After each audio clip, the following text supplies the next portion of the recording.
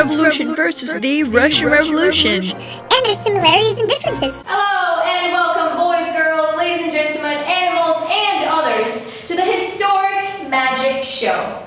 Today we have many attractions full of fascinating things such as the French Revolution, the Russian Revolution, and the full part of how they're related, but of how also they're so different.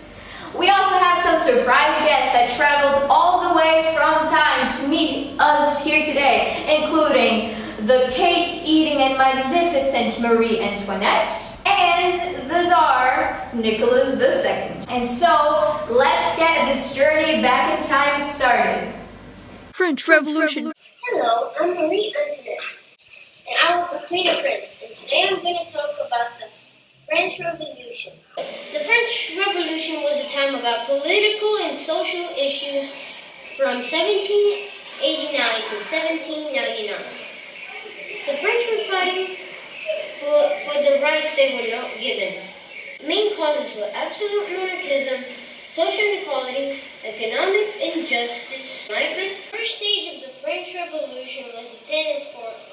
In 1789, King Louis XVI summoned the Estates General for a meeting in Versailles. They would accept the first, second, and third essay, but the third essay had many people and many decisions and ideas they wanted to make for the government, and they were very outnumbered. So since the whole crowd wanted to go in and have freedom of speech, the King Louis locked the doors and wouldn't let them in. So they moved into a nearby tennis court and had their meeting. They called themselves the National Assembly and wrote their own constitution. The second stage was the Great Fear.